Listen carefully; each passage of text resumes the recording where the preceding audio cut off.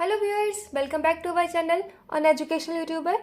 Guys, जैसे कि आप सबको पता है, कल मैंने जो वीडियो अपलोड की थी वहाँ मैंने एनाटॉमी एंड फिजियोलॉजी के बारे में बताया था कि एनाटॉमी किसकी स्टडी है, फिजियोलॉजी किसकी स्टडी है। इसका मैंने करेक्ट प्रोनाउंसिएशन बताया था, क्या इसका करेक्ट प्रोनाउंस है। और आज की वीडियो में मैंने कहा था कि जो नेक्स्ट वीडियो होगी उसमें हम बिल्कुल बेसिक जानेंगे एनाटॉमी एंड फिजियोलॉजी का। तो जिसको बेसिक कुछ भी नहीं पता एनाटॉमी एंड फिजियोलॉजी का, वो बिल्कुल भी टेंशन न ले। आज से स्टार्ट करें, अपने नोट्स बनाए एनाटॉमी एंड फिजियोलॉजी के। उसमें जो भी मैं पॉइंट्स बता रही हूँ सारे पॉइंट्स नोट डाउन करें, उसको लर्न करें, क्योंकि ऐसे ही क्वेश्चन पूछे जाते हैं टीजीटी पीजीडी में। केवीएस एनवीएस वगैरह में थोड़ा बस लेवल हाई होता रहता है, तो मैं बेसिक से हाई ले जाऊंगी। मैंने पहले ही कहा था कि मैं बेसिक से स्टार्ट कर रही हूँ और जो क्वेश्चन लगवाऊंगी वो मैं हाई तक ले जाऊंगी आपको। ठीक है, तो आज से स्टार्ट करते हैं एनाटॉमी एंड फिजियोलॉजी। जिसको बेसिक नहीं पता है वो आज से स्टार्ट करें, जिसको पता है, जिसके पॉइंट इसमें मिस है, वो सारे अपने पॉइंट्स नोट डाउन कर लीजिए आप। और कैसे क्वेश्चन आएंगे एनाटॉमी एंड फिजियोलॉजी में वो भी देखेंगे इसमें। ठीक है, चलिए स्टार्ट करते हैं एनाटॉमी एंड फिजियोलॉजी का। सबसे पहले एनाटॉमी एंड फिजियोलॉजी में हम इंट्रो पढ़ेंगे। इंट्रो मतलब बिल्कुल बेसिक है, जो उसको कुछ नहीं आता है वो कोई टेंशन न ले। स्टार्ट करते हैं। सबसे पहले एनाटॉमी। एनाटॉमी क्या होती है? तो एनाटॉमी यहाँ पे मैंने एक शॉर्ट में लिखा है कि कैसे क्वेश्चन पूछा जाता है। आपको दे देंगे व्हाट इज एनाटॉमी और 3-4 आपको ऑप्शन दे देंगे और पूछा जाएगा इसका करेक्ट आंसर क्या है। तो एनाटॉमी आपको बता चुकी हूँ लास्ट वीडियो में कि anatomy is the study of structure of human body. Anatomy किस चीज़ की स्टडी है? स्ट्रक्चर के, ह्यूमन बॉडी के स्ट्रक्चर की जो स्टडी है उसको एनाटॉमी कहा जाता है। ठीक है, और physiology is the study of function of human body. जो हमारे ऑर्गन्स होते हैं, ऑर्गन्स जो फंक्शन करते हैं ह्यूमन बॉडी में, उसकी स्टडी को हम लोग फिजियोलॉजी कहते हैं। और उस स्ट्रक्चर की स्टडी करना उसको एनाटॉमी कहते हैं। तो ऐसे क्वेश्चन डायरेक्ट पूछे जाते हैं कि एनाटॉमी किसकी स्टडी है, फिजियोलॉजी किसकी स्टडी है। ठीक है, नेक्स्ट क्वेश्चन देखते हैं। Total number of bones in our human body. हमारी बॉडी में टोटल नंबर ऑफ बोन्स कितनी होती हैं? बोन्स को हिंदी में हड्डियां कहते हैं। तो हमारी बॉडी में टोटल नंबर जो बोन्स होती हैं वो 206 होती हैं। 206 मैंने आगे लिखा है एडल्ट में। जो एडल्ट होते हैं उनमें 206 बोन्स होती हैं। याद रखिएगा, ऐसे ही क्वेश्चन पूछे जाते हैं कि टोटल नंबर ऑफ बोन्स कितनी होती है हमारी ह्यूमन बॉडी में, तो 206 होती है।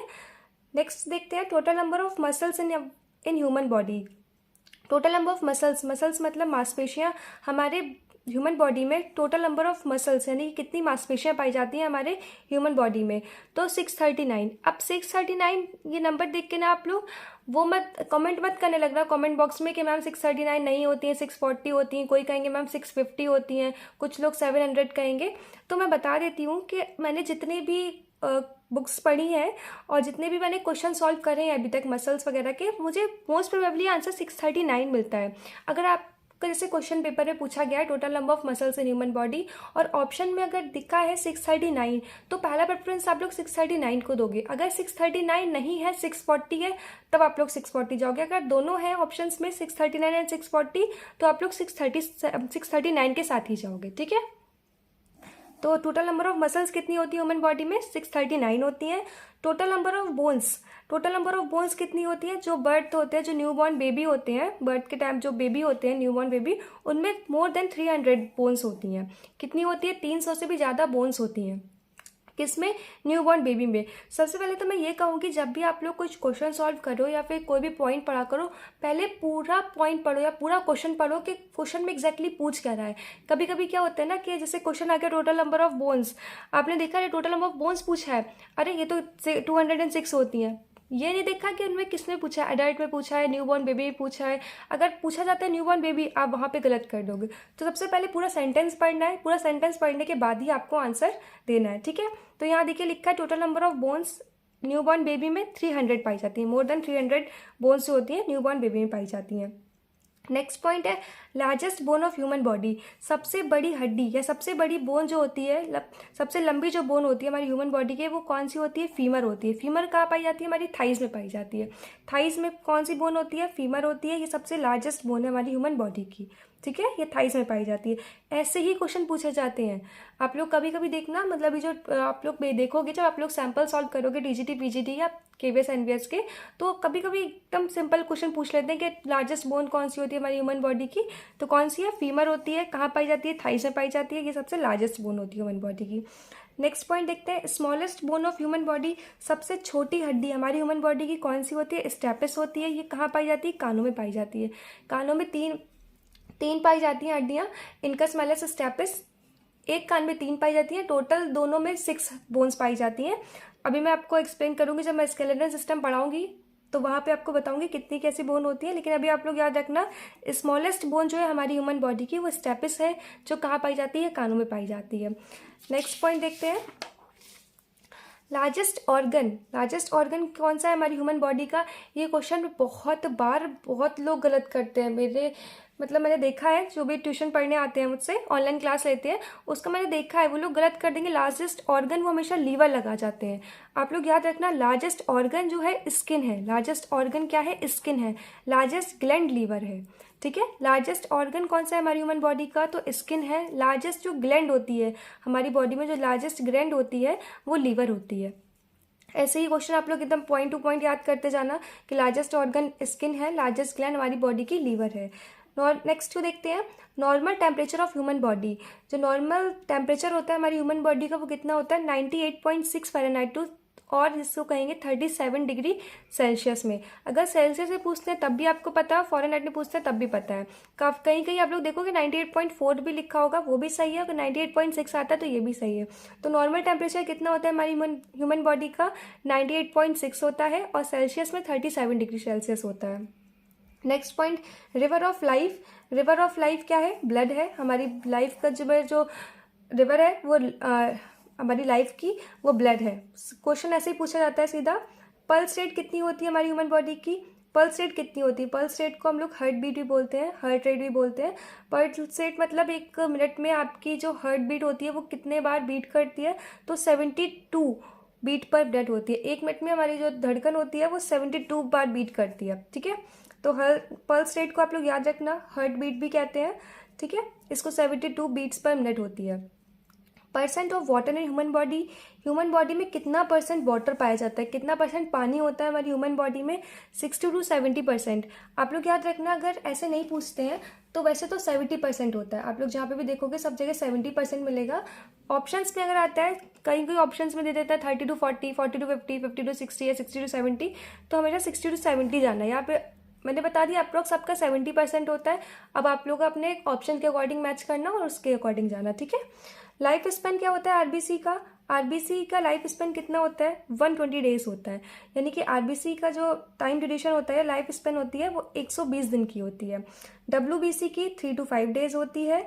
लाइफ स्पेन ऑफ प्लेटलेट्स की 5 to 9 डेज होती है, ठीक है। ये ब्लड वाले टॉपिक जब पढ़ेंगे हम लोग, तब ब्लड में पढ़ेंगे इसको डिटेल में, लाइफ स्पेन वगैरह। अभी आप लोग बस ऐसे नॉर्मल देखते जाइए जो भी पॉइंट्स बता रही हूँ, और फिर आप लोग तो देखोगे। नेक्स्ट क्वेश्चन है, ब्लड प्रेशर मेजर्ड बाय। जो ब्लड प्रेशर होता है उसको किससे मेजर करते हैं, एक इंस्ट्रूमेंट होता है जिसका नाम होता है स्फिग्मोमैनोमीटर, उससे हम लोग ब्लड प्रेशर को मेजर करते हैं। कौन सा, ये डायरेक्ट पूछा जाता है कि इस ब्लड प्रेशर को किस इंस्ट्रूमेंट से मेजर किया जाता है, तो जो इंस्ट्रूमेंट का नेम होता है वो स्फिग्मोमैनोमीटर होता है। ये किस चीज़ को मेजर करता है, ब्लड प्रेशर को। नेक्स्ट पॉइंट है, normal range of BP. Normal range क्या होती है बीपी की, ब्लड प्रेशर का जो नॉर्मल होता है, आपका जैसे पूछ लेते हैं ना कभी कभी बीपी कितना होना चाहिए, नॉर्मल बीपी कितना होना चाहिए, तो 80 mmHg होना चाहिए। कितना, 120/80 mmHg होना चाहिए। ये हम लोग सर्कुलेटरी सिस्टम में पूरा पढ़ेंगे कि ब्लड प्रेशर कैसे हम लोग ज़्यादा कितना ज़्यादा और कम तो कितना कम। तो सिस्टोलिक बाय डायस्टोलिक से 120/80 mmHg होता है। अभी आप लोग बिल्कुल बेसिक याद रखो कि नॉर्मल रेंज कितनी होती है बीपी की, तो 120/80 mmHg होती है। नॉर्मल रेट ऑफ ब्रीथिंग, हम लोग नॉर्मल रेट कितनी होती है ब्रीथिंग की, 16 to 20 ब्रीथ पर मिनट होती है। कैसे, ऐसे एक मिनट में हम लोग कितनी बार सांस ले पाते हैं, तो 16 to 20 टाइम्स ले पाते हैं, ठीक है। यूनिवर्सल डोनर ब्लड ग्रुप कौन सा होता है, यूनिवर्सल डोनर मतलब जो सबको डोनेट कर सकते हैं, तो वो ओ होते हैं, याद रखना। यूनिवर्सल डोनर मतलब सर्वदाता शायद कहते हैं उनको। यूनिवर्सल डोनर ब्लड ग्रुप कौन सा है, ओ होता है। यूनिवर्सल एक्सेप्टर ब्लड ग्रुप कौन सा होता है, ए बी होता है, ठीक है। यूनिवर्सल डोनर याद रखोगे ओ है, यूनिवर्सल एक्सेप्टर ए बी है। सेंस ऑर्गन या सेंसरी ऑर्गन्स होगा। सेंसरी ऑर्गन्स कौन कौन से होते हैं हमारी बॉडी में, 5 होते हैं, eye, ear, nose, skin and tongue.